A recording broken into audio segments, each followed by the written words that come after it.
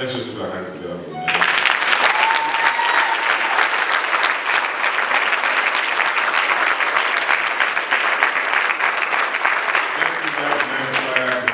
Special song before the word. Let's have all the dead come.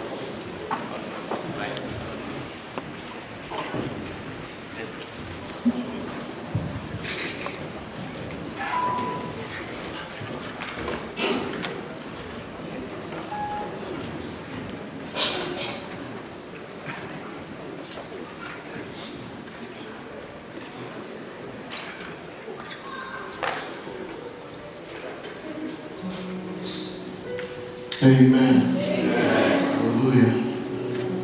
It's a privilege to worship God. Amen.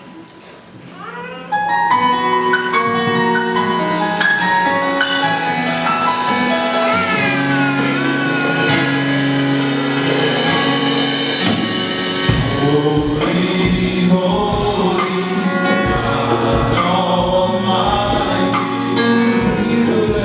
It's a privilege to worship you, Maker of all universe.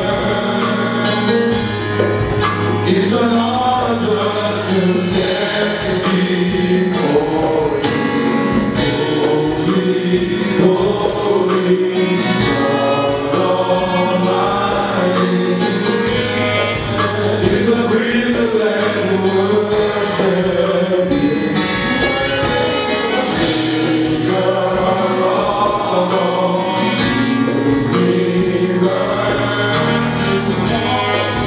It's an honor just to stand before you.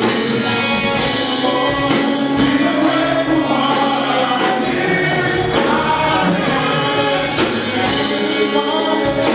who made me long you reign. With a grateful heart,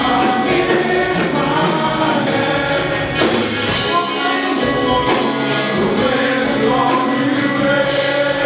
you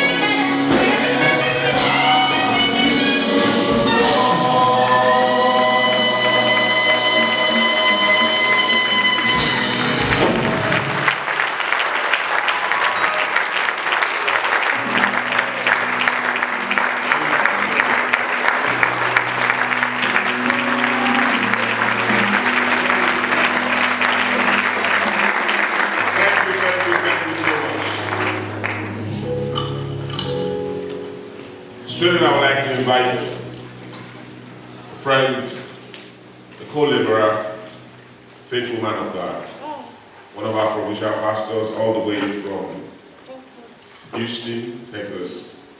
He's the pastor of Dominion Chapel. Let us welcome Pastor Byron.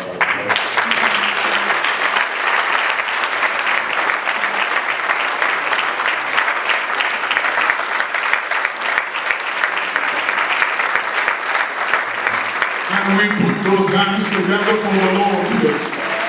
If you know your God is great, He is the greatest. God is greater than your challenges, is greater than your problems, is greater than your limitations, is greater than your illness, is greater than the court case, is greater than the challenge with that child, is greater than the diagnosis of doctors. Let's put those hands together for this great mighty God. Now we do that song, greater you Lord. Great are you, Lord. Great are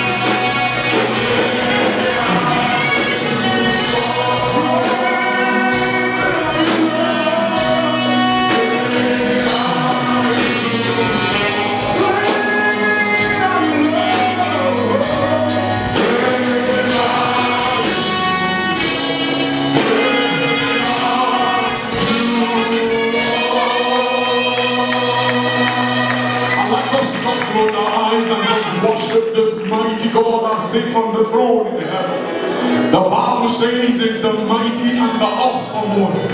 He is the God that sits above the circle of the earth, and the earth is his footstool.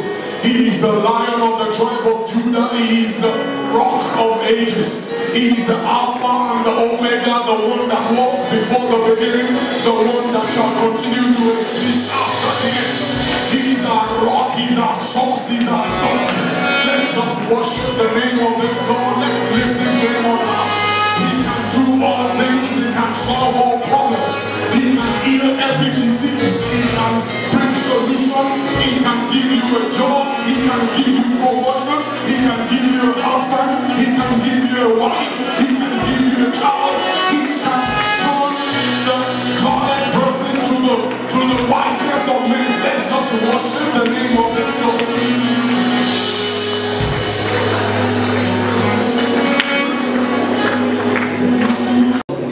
Father, we just want to say thank you.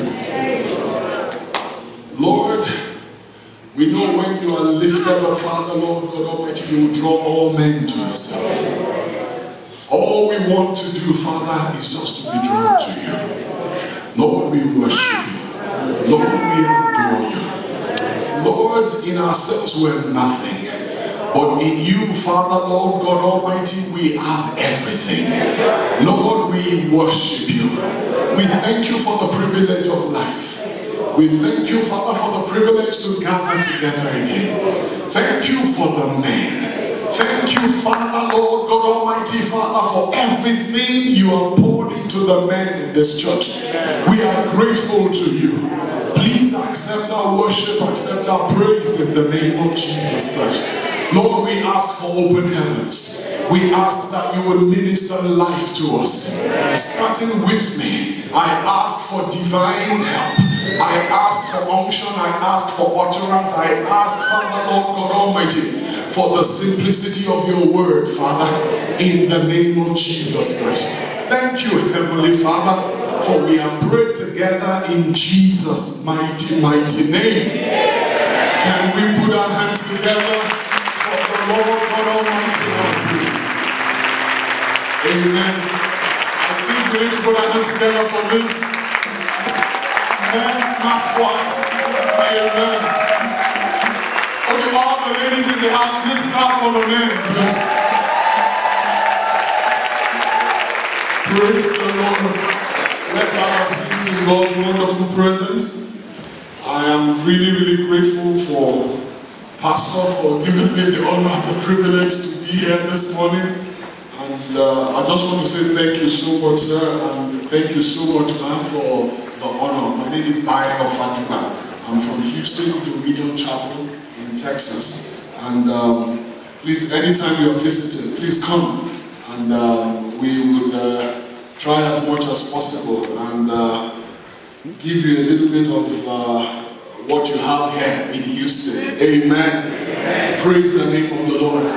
Now, the theme for the men's weekend is cleansed for honor. And our text is simply from the book of 2 Timothy chapter 2, verse 21. I'm going to read a few versions of the scriptures. I'll start with the King James version of that scripture.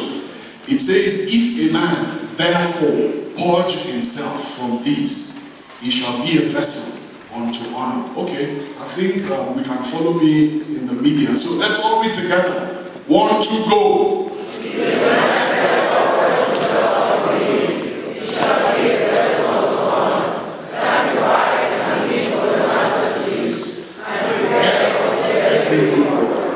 Now, I want to read that same scripture. I need you to please take note of the words of that verse of the scripture. I want to read the Common English Bible version of the Bible. It says, so if anyone washes filth off themselves, they will be set apart as a special bone. The same scripture in the easy to read version says, the Lord wants to use you for special purposes. So make yourself clean from all evil. Now when you read the scriptures, it simply put explains the King James Version. If a man therefore purge himself from filth, from evil, he shall be a vessel prepared for honor and special purposes. That's the end of the sermon. If you can get that, then you've got the whole essence of this weekend's gathering and the programs. If a man means not all men, not everybody in church this morning. That's why God said, if just one man can get it, it's like swimming. I go to the pool. I move from one end to the other, but I can't float.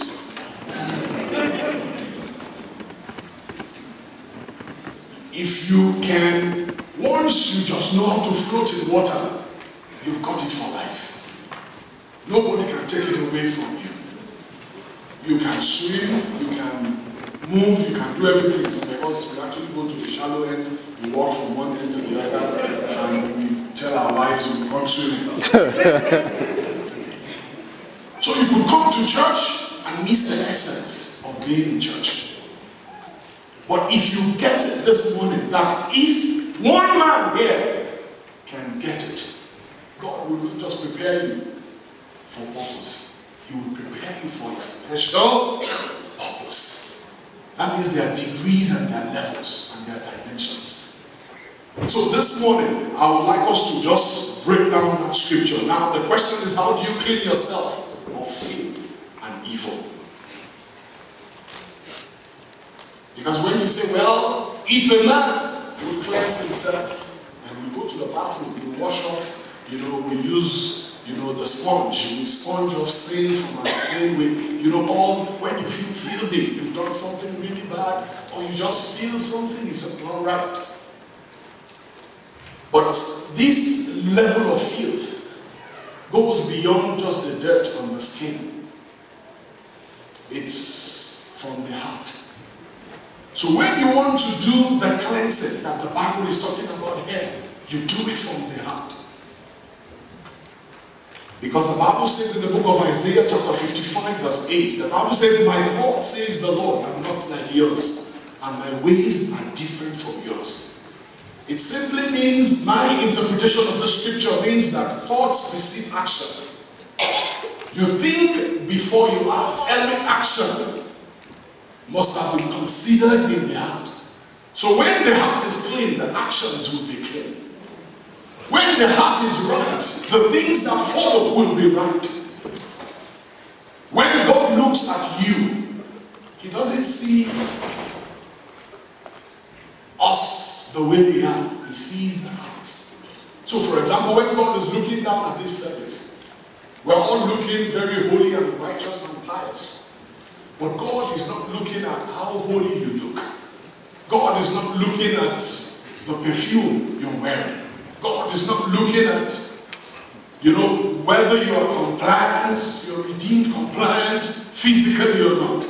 God is seeing hearts. And what, may I ask you, is the state of your heart?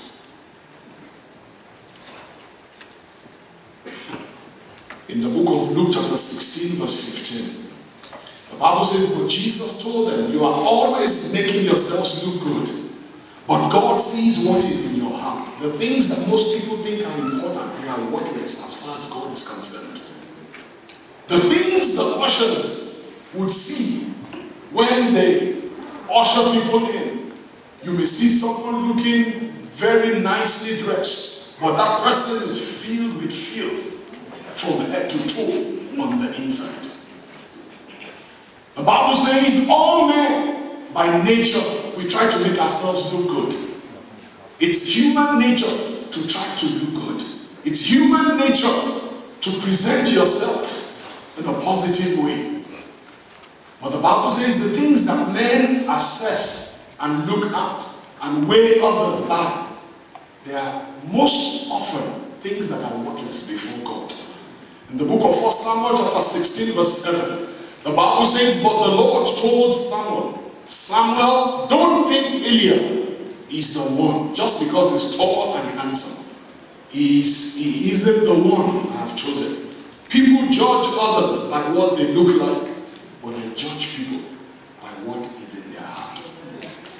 This morning I want you to look beyond the physical, the way you're dressed, the way you came to church. Weigh the state of your heart. Consider your heart.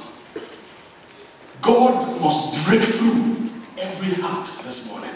Amen. God must get through to every heart that is here, represented here this morning. Because your heart is who you are. In the book of Luke chapter 6 verse 45, the Bible says good people do good things because of the good in their heart. Bad people do bad things because of the evil in their heart.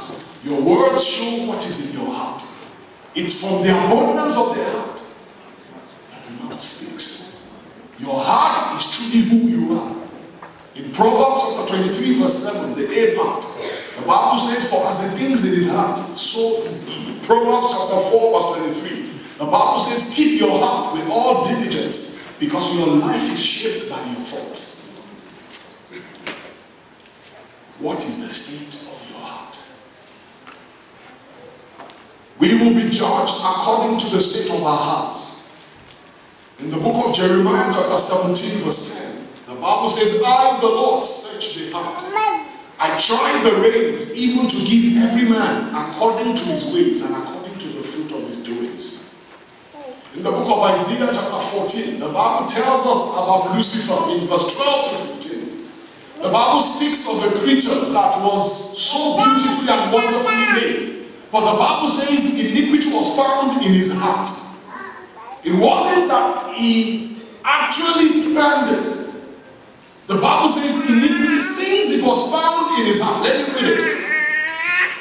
The Bible says in verse 13, because of our time, the Bible says, you said in your heart, I will ascend to the heavens. I will raise my throne above the stars of God.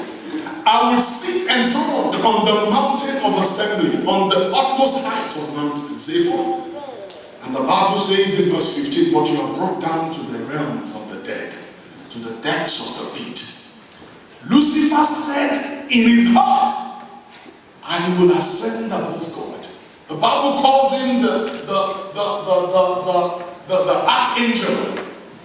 the one that had pipes built into him, the one that shields all the glory, the honor that flows to God.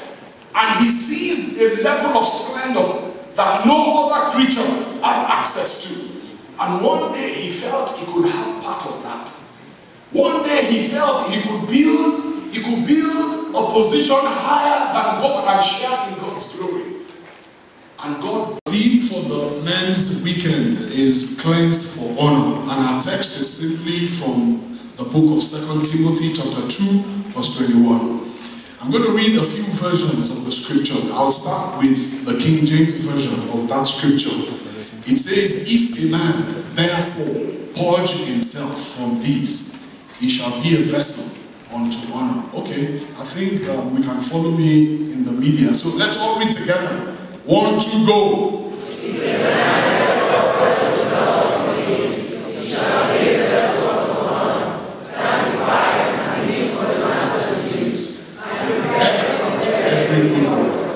Now, I want to read that same scripture. I need you to please take note of the words of that verse of the scripture.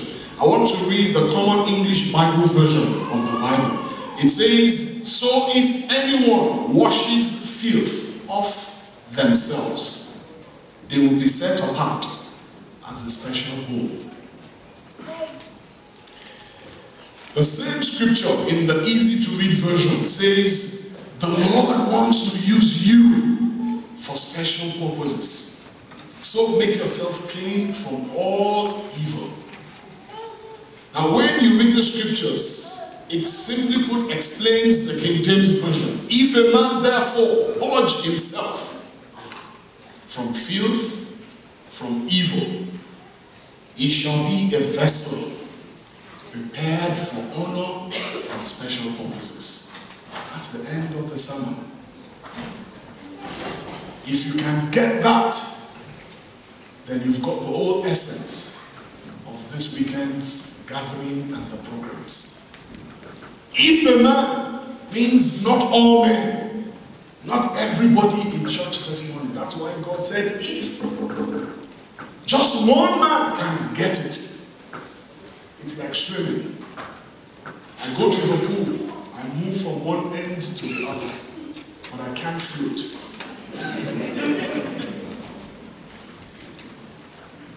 If you can, once you just know how to float in water, you've got it for life. Nobody can take it away from you. You can swim, you can move, you can do everything. Some of us, we actually go to the shallow end and walk from one end to the other, and we tell our wives we've gone swimming. So you could come to church and miss the essence of being in church. But if you get it this morning, that if one man here can get it, God will not just prepare you for purpose. He will prepare you for a special purpose. That means there are degrees and there are levels and there are dimensions. So this morning, I would like us to just break down that scripture. Now the question is, how do you clean yourself of filth and evil? Because when you say, well, if a man will cleanse himself, then we go to the bathroom, we wash off, we use, the sponge, we sponge off sin from our skin, all, when you feel filthy, you've done something really bad, or you just feel something is not right. But this level of filth goes beyond just the dirt on the skin. It's from the heart. So when you want to do the cleansing that the Bible is talking about here, you do it from the heart. Because the Bible says in the book of Isaiah chapter 55 verse 8, the Bible says, my thoughts, says the Lord, are not like yours, and my ways are different from yours. It simply means, my interpretation of the scripture means that thoughts precede action. You think before you act. Every action must have been considered in the heart. So when the heart is clean, the actions will be clean. When the heart is right, the things that follow will be right. When God looks at you, He doesn't see the way we are. He sees hearts. So for example, when God is looking down at this service, we're all looking very holy and righteous and pious. But God is not looking at how holy you look. God is not looking at the perfume you're wearing. God is not looking at, whether you are compliant, you're redeemed compliant, physically or not. God is seeing hearts. And what, may I ask you, is the state of your heart?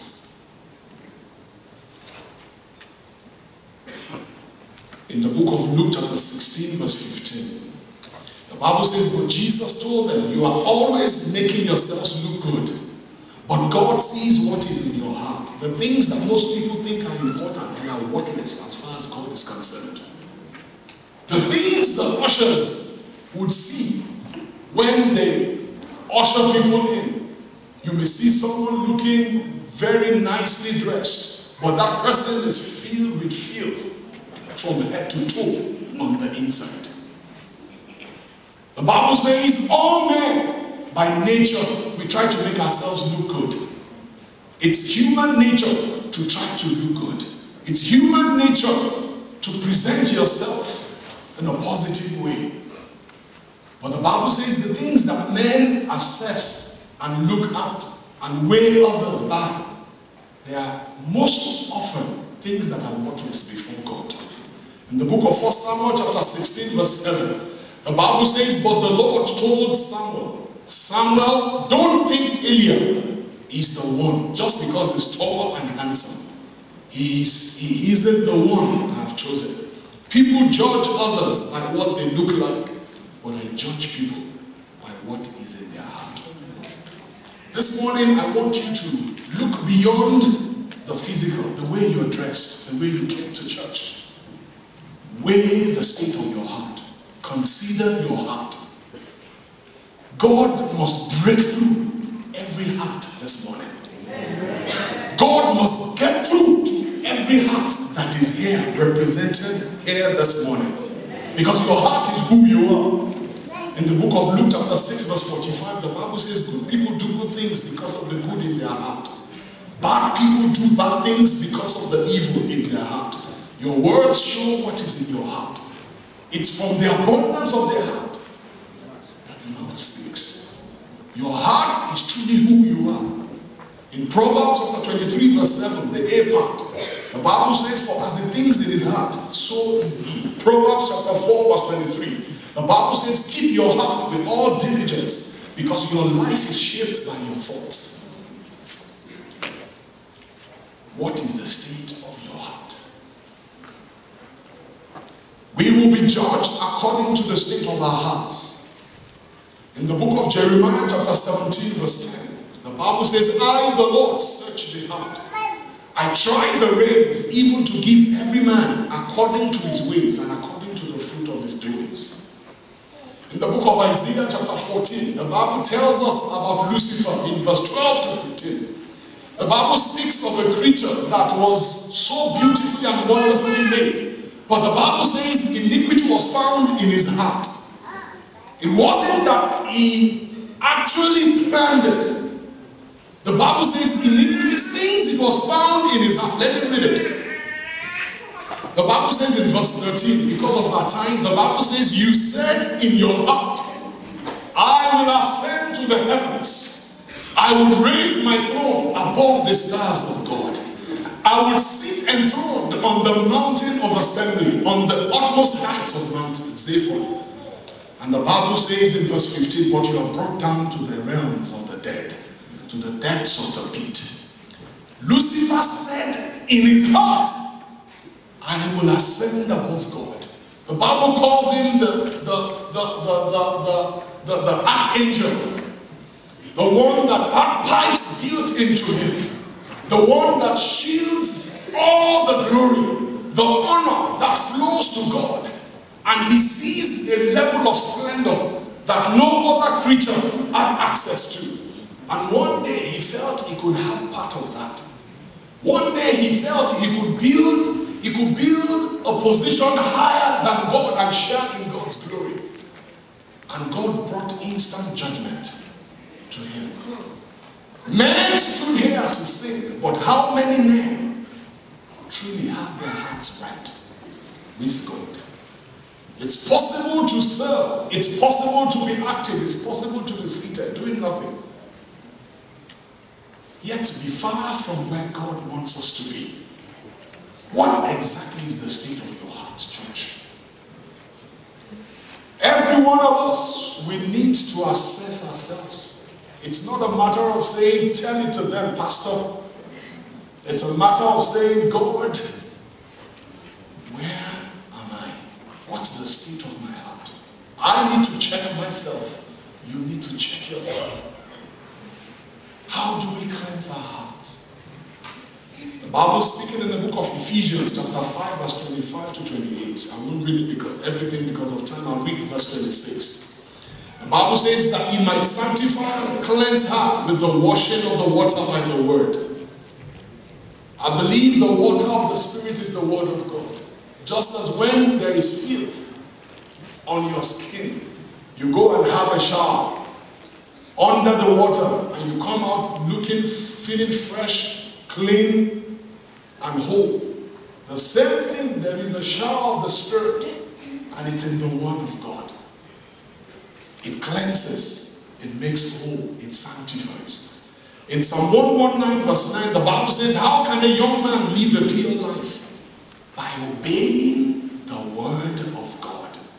How do you obey the word that you do not know? How do you know what you have not read?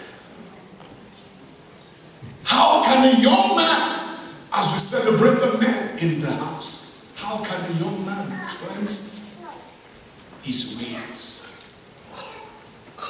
By studying the word of God. By obeying the word of God. Let me just read to us a story that we all know very well. In 1 Samuel 17, the Bible tells us the story of David and Goliath.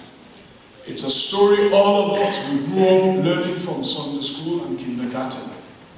The Bible tells us in that story that David took his staff in his hand and he chose for himself at the brook 5 smooth stones from the brook.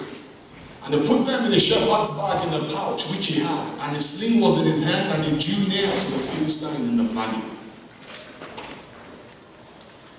Here was a young man that was going to confront a giant called Goliath. Here was a young man that was not trained in the art of war. Here was a young man that was confronted with a giant that was 9 feet and a few inches tall. And it was a small boy with pimples on his face. The king felt it was going to be pure mincemeat for a giant. So he said, well, just put on my armor before you go so that, you can have a form of defense. But the Bible told us that he said to him, he couldn't move, he couldn't handle it because he wasn't used to it.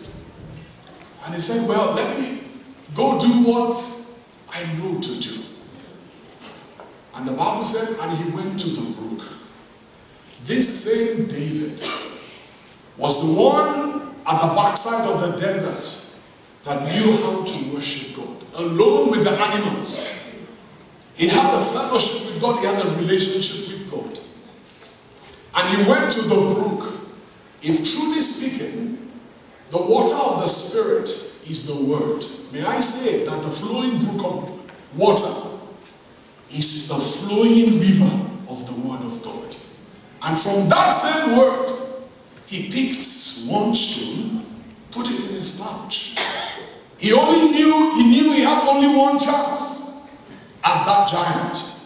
He picked the other stone, put it in his pouch. He didn't know which stone would bring down his giant.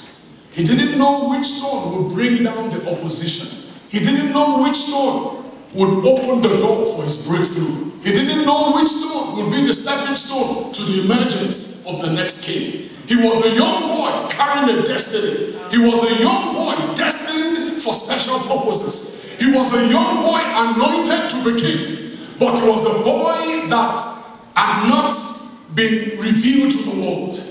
And he went on, picked another stone, put it in his pouch. He kept on picking one stone after the other. May I declare this morning that the stones are picked by the revelations from the Word of God. When was the last time alone with God that you picked revelations from the Word of God for yourself? Because on the day of battle, it will be too late for you to go searching for scriptures. It will be too late for you to go reading the Bible, not calling on pastor, saying, what is that scripture that you quoted last month? What was that word that we prayed about at the last prayer meeting? It's what you have in your spirit. It's what God has deposited to you and into your spirit man that you use to fight your battles, that will cause you to emerge as the great king, the next best thing that, I wanted to say Texas, that Atlanta and Georgia has ever known. Every one of us, we have the mandate of God on our lives. You are not meant just to blend in and just end like that. There is a seed of greatness inside of you. But it's important for you to know, ladies and gentlemen, that alone David went to the brook because they thought he was on a suicide mission. But this young boy knew his source, he knew his God, and he went to the brook. Of course, before you can pick a stone from the brook, you must have knelt down like this to pick stones from the brook. So David knelt before the Lord, as it were, and he spent time with God alone. Nobody went with him. The Bible didn't tell us anybody went with him when he went to the brook. He did what did not seem right at that moment. And the word he got was what brought down Goliath. Every other thing that men thought was going to bring down Goliath failed.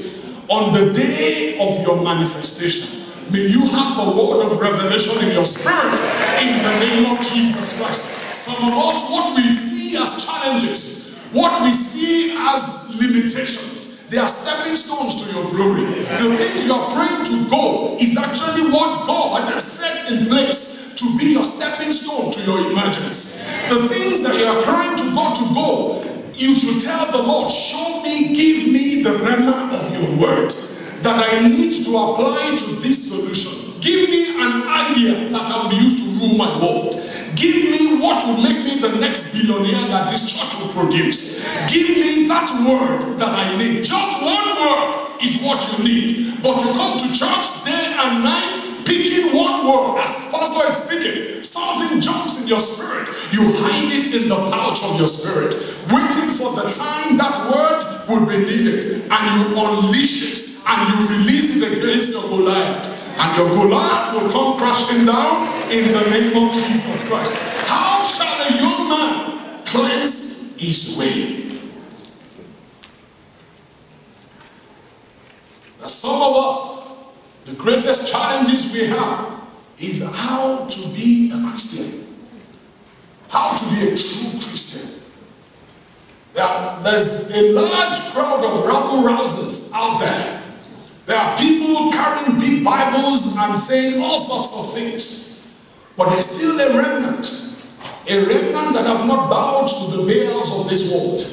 A remnant that is still true to the calling of God upon their lives. And it's a great challenge to live a true Christian life in our generation. David killed Goliath, but it's also important for us to know that it took an army to bring down and to drive away the armies of the Philistines. May I say this morning that it's not just enough for you to bring down your Goliath. It's not just enough for you to stand as a believer. It's important for you to be connected. The Bible tells us a story in the book of Judges chapter 18 verse 7. I will just paraphrase it. The Bible tells us about a group of people living in a city called Laish. The Bible said they were wealthy. They had everything going for them. Happy family, happy home, wonderful children. They were blessed people. But the Bible said they lived very far from everybody else. They said they had a relationship with the Sidonians, but they lived very far to the Sidonians. When the day of trouble came, The Bible said they were alone. May you not be alone. In the name of Jesus Christ. It's important for you not to come to church and say, you know, Rehan Bonke in Germany is my pastor. You know, for you to say, well, you know, my mentor is, just mention someone that you watch on TV that doesn't know you, doesn't have any spiritual oversight over you. You must be connected to the house. You must be connected to the pastor. Because that connection will matter in the day of your manifestation. That connection will matter when the giants show up. Why should we go through all this trouble? The Bible says, if a man should purge himself, he will be a vessel for honor. It's because of honor. It's because we are made for honor. We're prepared. We're a people of glory. And if we look at the other version of the scriptures that we read, because we're a people prepared for a purpose. None of us is an accidental creation. Even if your parents had a one-night stand and that's how you came by, you are still not an accidental creation. Your father might have rejected you, but God had a plan and a purpose. There is a destiny that only you are crafted and woven in the Eden region, in the Eden places of darkness, the Bible says. Your DNA is not like any other person on the surface of the earth. Because there is a purpose, there is a plan, just suited for you and you alone. The Bible speaking about Abraham, the Bible said God told him one time he was getting discouraged. The Bible said he should go and count the stars. And he started counting. 1, 2, 3, 4, 5, 6, 7. He couldn't count. And the Spirit of God spoke. And he said, so shall be your seed. We are the sons of Abraham. We are the children of promise. None of us is meant to be less than a superstar in the heavens. The heavens are wide enough for each and every one of us to fulfill purpose and fulfill the special purpose that God has prepared for you. You are not meant just to come and go without leaving your handprint and imprint on the sands of time. You are meant to make history. You are meant to stand out amongst men. But it's important that only if you are willing to pay the price, to purge your heart and purge yourself. You were born for a special purpose. Most people die without fulfilling purpose. Very few fulfill purpose. God's plan is for us to discover the place of special purpose. If a man shall cleanse himself. Let me take 2 people from the scriptures and I'll close with this. Let me take Samson and Joseph and let's learn a few things from them. 2 people destined for special purpose in the Bible. 2 people that we know and we know. From the beginning, God said mighty and great things about them. But both of them ended differently. Let's start with Goliath. Samson. We all know the story of Samson. Born in Nazareth. Given strict instructions. But as he grew older, he grew independent. He felt he could handle life without God. He felt all these rules, all these restrictions. Men have got to club, there are beautiful babes out there. I've got to test the waters. I didn't kill Jesus. So the Bible said everywhere he went, he saw women, he saw girls of different shapes and sizes. He went to Gath, he saw a woman. He went to the valley, he saw a woman. He went to the mountain, he didn't see houses, he didn't see beautiful cars, he saw just women everywhere. He had prostitutes. There was one night, the Bible told us that he slept with a prostitute overnight. He thought nobody saw him, he sneaked in, had a wonderful time.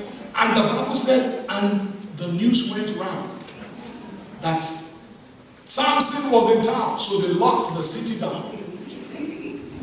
he woke up in the middle of the night, shook himself, and he carried the gate. He spoke in tongues and carried the gate. He didn't carry the gate downhill. He carried the gate uphill. The people themselves, they couldn't bring the gates down. By the time Samson was done with them, they dare not move close to him. But of course, one of the women brought him down, called Delilah. May God save us from the Delilahs of this generation in the name of Jesus Christ. Let's learn a few lessons from this man that was destined for greatness. Number one, God's principles and standards, they are designed to keep us on the pathway of honor and away from shame. The opposite of honor is shame. In Matthew chapter 7 verse 14, the Bible says the gateway to life is small and the road is narrow. Don't try to be like the Joneses at all costs.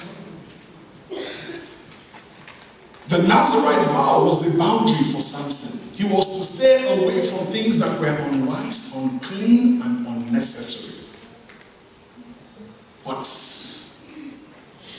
he threw it all away. He felt because nobody knew, pastor didn't know, I can still sing, I can still beat the drums, I can still be an usher. Nobody, so if he carried the gate, everything felt good, everything felt normal. So I ask you one more time this morning, what's the state of your heart? Because the heart is what connects with God.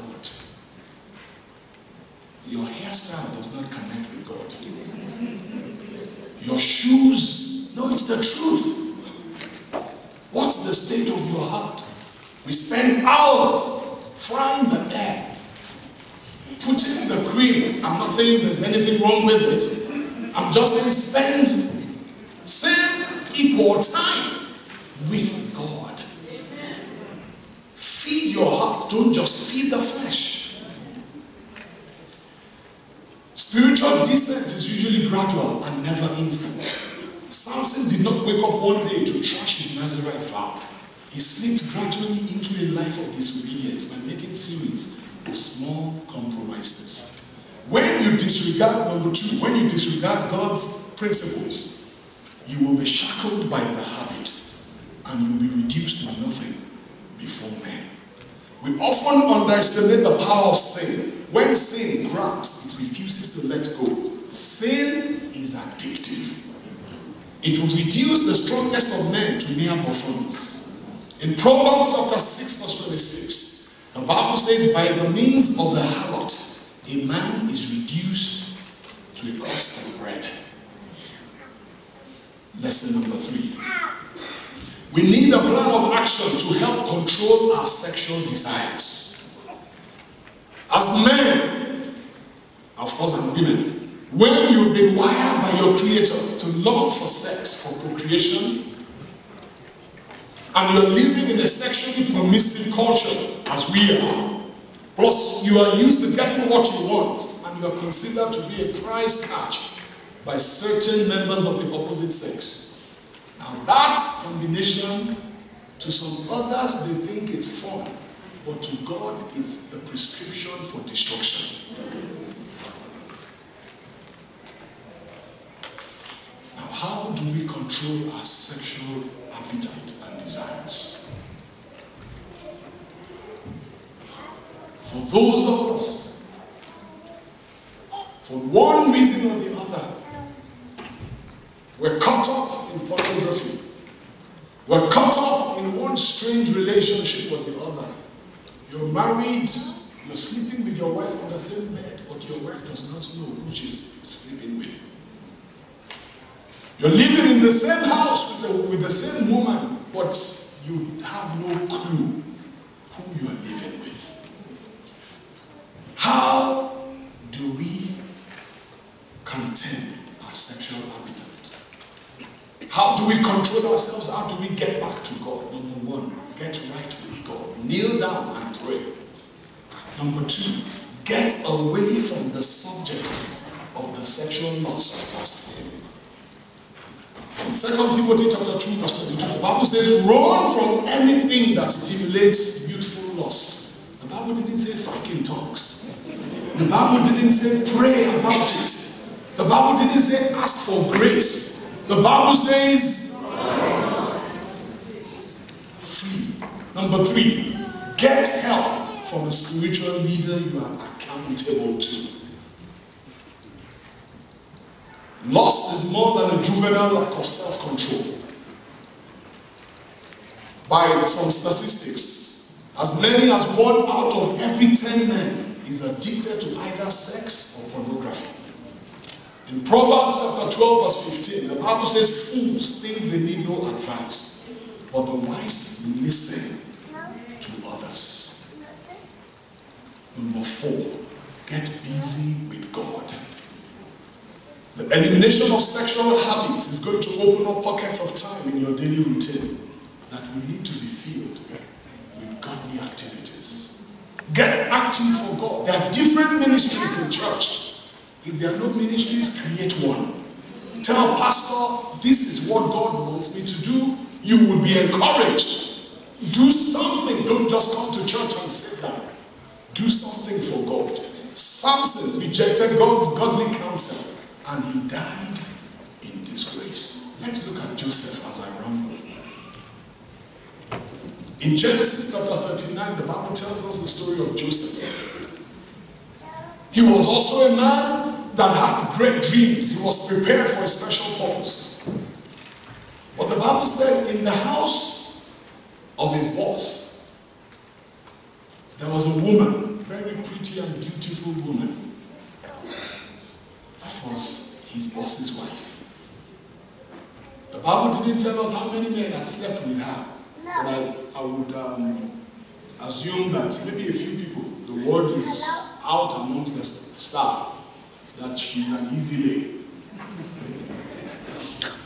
And this woman one day was wondering why this young man is not attracted to her. So she chased him.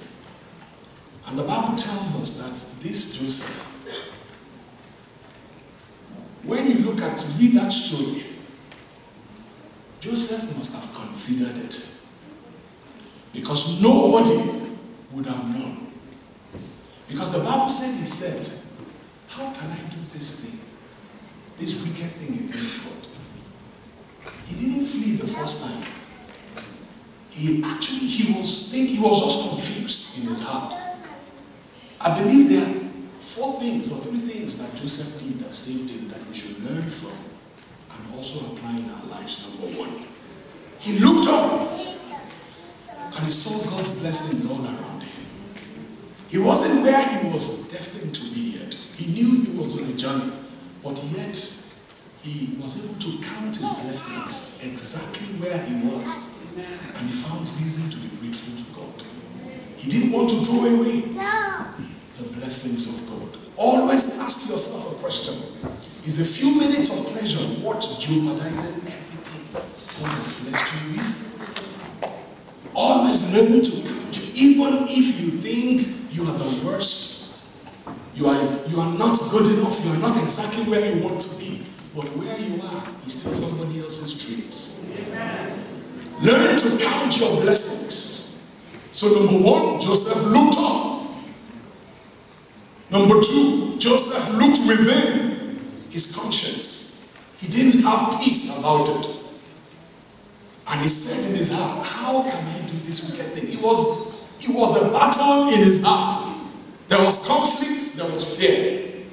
Some others would give anything to sleep with Potiphar's wife. I'm sure others might actually have slept with her.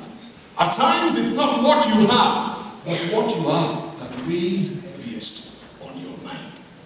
Number 3, Joseph looked forward. He thought about it. He looked at the future. What future did he have with somebody else's wife? May I ask you, what future do you have with that opposite sex? The married man you're sleeping with. The married woman you're sleeping with. The fact that you can do it does not mean you should do it. About Monica Lewinsky. Even if it's your secretary or someone working for you, all men, we should search our hearts this morning. Every one of us. I'd like to ask us a few questions that I will ask myself, and I often ask myself. Am I a Christian oxymoron?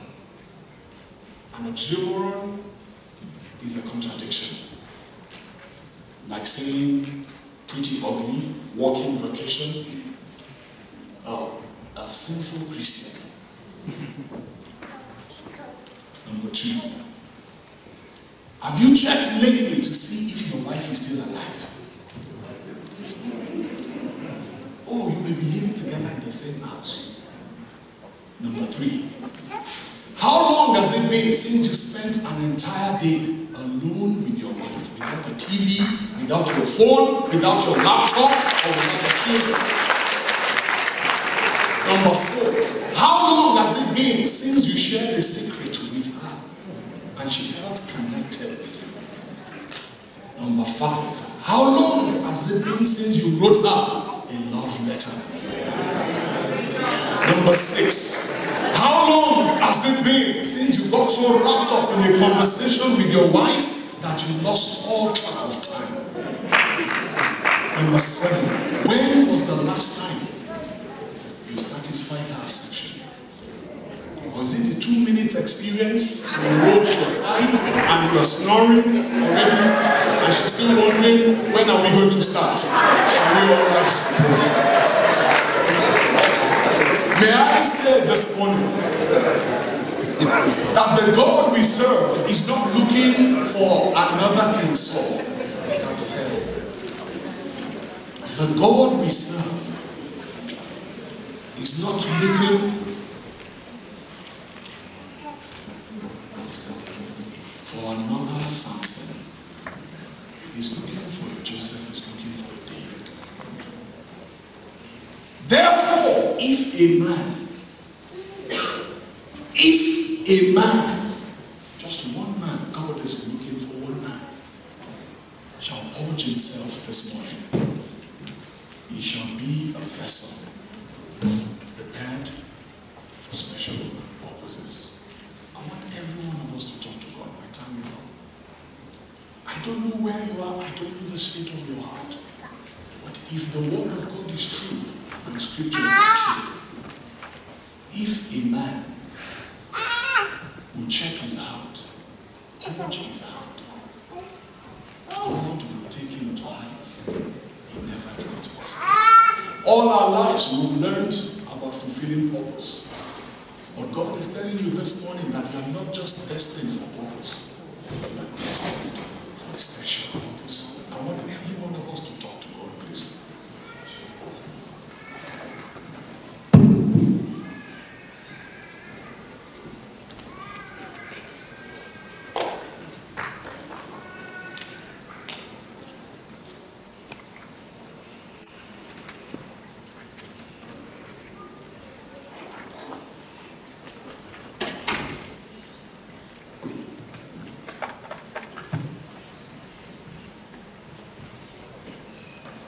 In Jesus' name.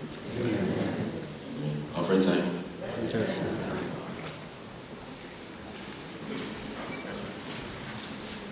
As we wait for the choir, let's turn to Malachi 3, verse 8.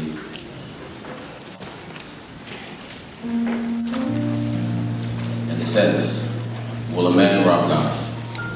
Yet you have robbed me. But you say, in what way have we robbed you? In tithes and offerings. May God give us the grace not to be robbers, in Jesus' name. Hallelujah.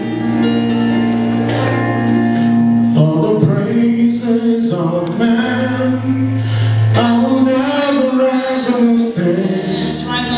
For the kingdoms of this world, I never give my heart away or shout my praise. For your beauty and for your devotion, my heart's desired all in